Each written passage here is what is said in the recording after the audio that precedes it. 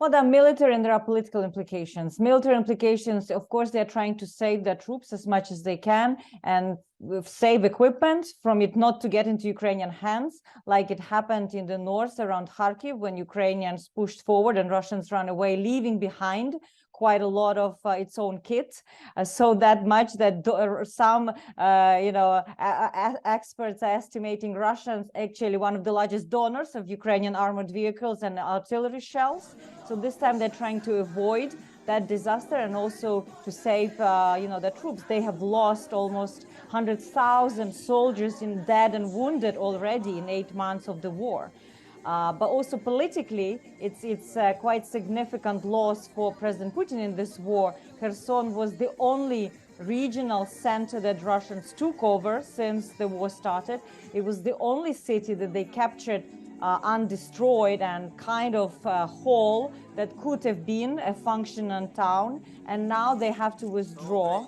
And from the reporting from Ukrainian security sources, we hear that they heavily mining the city, that they have evacuated quite a lot of civilians, and even some of the Russian troops are changing into civilian clothes to stage some of the urban fights to cause damage to Ukrainian troops as they will be advancing. Of course, Putin is the one that should not be associated with failures and fiascos of this war. So clearly they would choose other spokespersons such as the Minister of Defense and Shoigu or Surovikin, the head of the Joint Forces operations in Ukraine.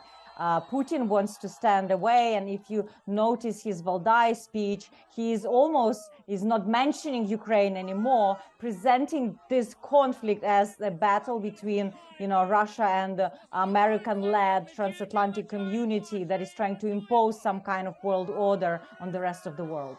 Obviously, he's not achieving any of the geostrategic objectives in Ukraine, even plan minimum such as capturing what thought to be easy at the beginning, the Donbas region in its administrative borders. So he will try perhaps to consolidate Russian military forces on that specific spot around Bakhmut, Donbas, where we see deployment of Wagner. We see quite fierce battle going on between the two sides, unlike in other places where it's artillery fire, and try to perhaps at least take Donbas, but it will be very difficult for him to achieve because of obvious reasons: low morale in Russian armed forces, strong, positioning of Ukrainians who know the terrain, who have population on its side, and it will be very difficult for Russia to make any advances, but they will try.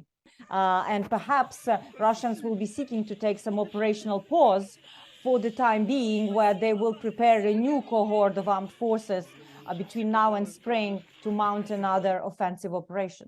So missile attacks is pretty much the only thing they have to make Ukraine suffer, to raise costs for allies, to support Ukraine fiscally and militarily. But that tactic is not working, and we have seen since Russia destroyed almost 40% of Ukrainian energy grid, Ukraine still maintains its functioning, and Western assistance is actually increasing, not decreasing.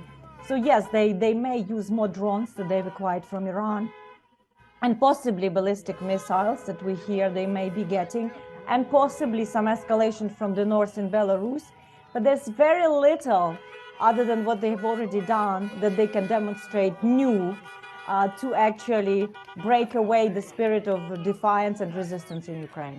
We do know again that the city is being heavily mined, that Russians are not basically fully leaving the city without any resistance. And that is why until Ukrainians are in the city, they don't want to declare that they have it controlled. And I think this cautious approach is quite understandable.